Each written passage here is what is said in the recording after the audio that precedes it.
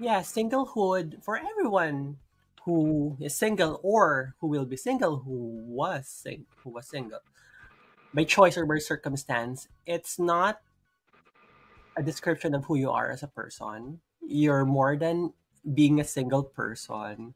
You're a plethora of all the good things and the exciting things na meron sa buhay. Hindi hindi siya jail sentence if you're single because it's just part of you as a person.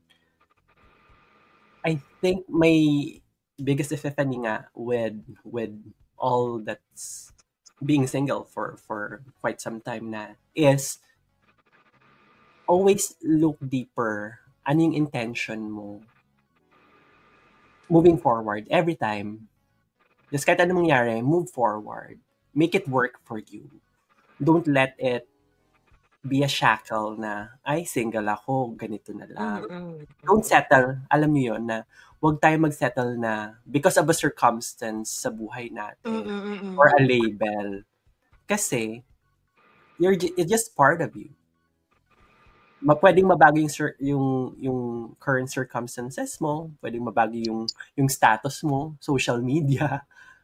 Pero at the same time, kung na-develop mo yung kung sino ka talaga, whatever happened, magbago-bago man yan, kilala mo sarili mo eh. And that is, I think, the most biggest takeaway of being single.